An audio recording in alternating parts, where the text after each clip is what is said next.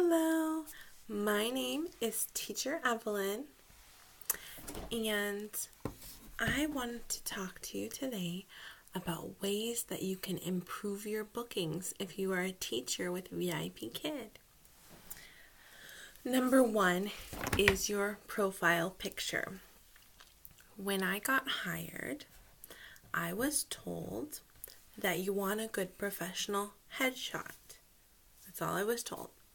So I had a couple of selfies that I thought were decent, which they were fine. And they got me a few bookings. But then later, I took a marketing workshop, and I found out that it's good to take one outside so you get the good lighting and have a plain background. So I took a really good professional one, and my bookings improved a little, and I felt good about that. But then on Facebook, in some of the groups, the teachers were sharing that the ones that had the most bookings seemed to be the teachers that had an orange shirt, a headset on, and a big, huge, friendly smile, and had the photo zoomed into just their face. Remember, the first thing that our parents see about you is your name and your picture. So if they're scrolling through all of these many thousands of pictures, you want one that stands out. And so I changed to this photo.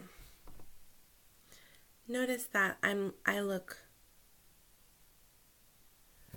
bright, warm, inviting, happy, and ready to teach.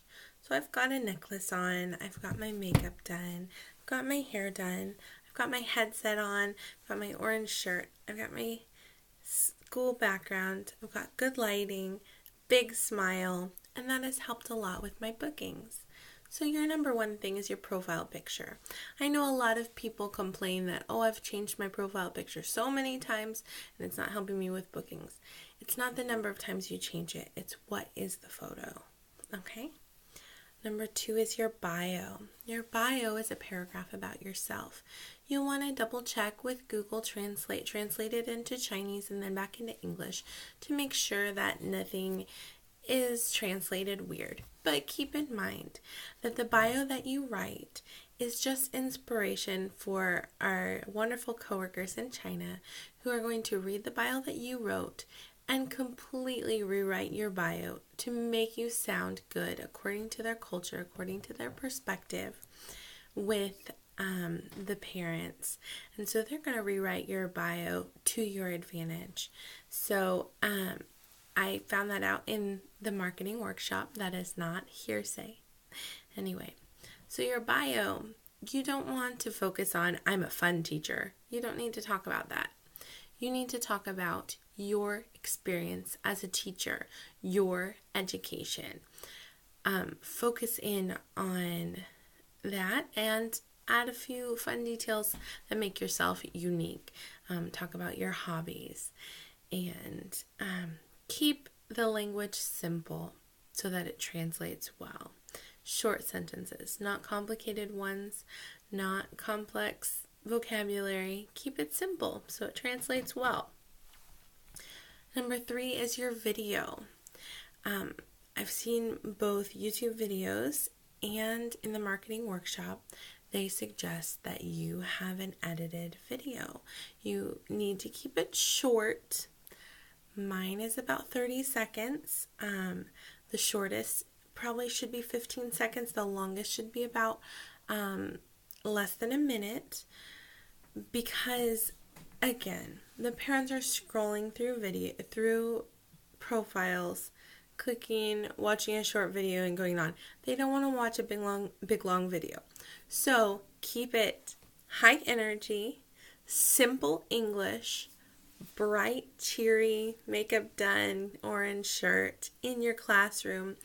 It's good to have a scene with children if you can. So it was suggested a scene with children and outside, and a scene in your classroom. And so I did both of those. Also, a little bit of music incorporated is nice. And so I had a friend of mine who did me the huge favor of editing my video. It's not the best ever, but it is fine. And one time when I was waiting for class to begin, I could see my student, but my camera was not on. They could not see that I was there. And I saw the mother playing my video for her daughter.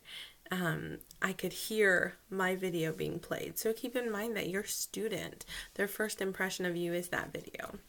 Your tags. You receive personality tags on your profile. That's like 3 to 5 tags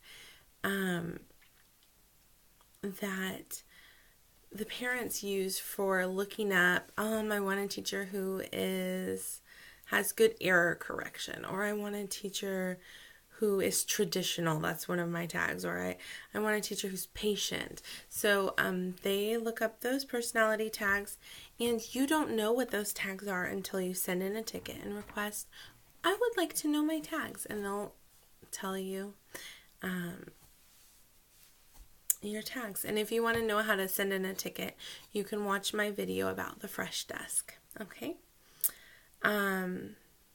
Number 5 is teacher feedback. So when you give feedback to the parents, you need to leave, after you teach a class, you need to leave excellent feedback. One thing you want to be sure to say is what an excellent student they are, and how happy you are to teach them, and how much you would love to teach them again. Let them know that so that they will rebook you.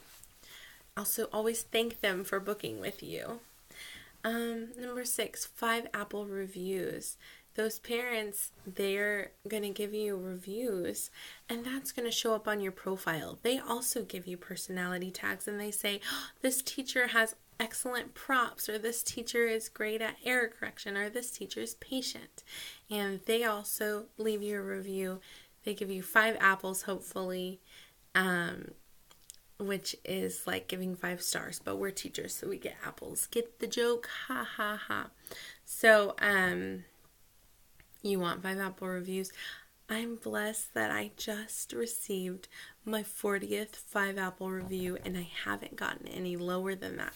So that helps that my average is 5.0, which makes me look good on my profile. So you just want to teach your classes to the best of your ability and do a good job. Number 7 on my list of things is certifications. Each teacher's different. Maybe you prefer lower levels, maybe you prefer higher, but me personally, I'm a versatile teacher, and I made it my goal to get certified in all of the levels. So I started off certified in levels 3 through 5, and then I got certification for level 2. Keep in mind, levels 1 through 3 have the most bookings, okay? So if you want the most bookings, those are the ones to try your best to get. So I got 3 through 5, and then I got 2, then I got 6, and I just now finished the workshop and quiz to get level 1, which is also known as pre-VIP, which is our 3 to 5-year-olds.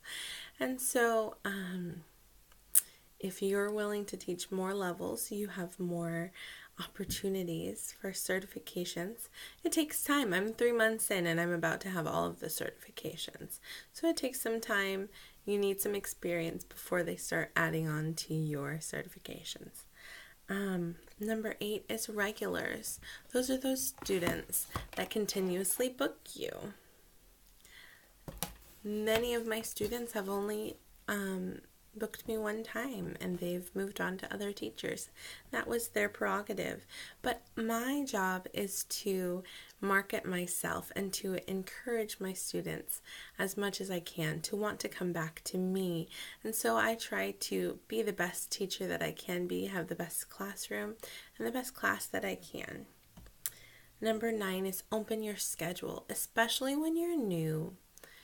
You need to be more flexible with when you're willing to open.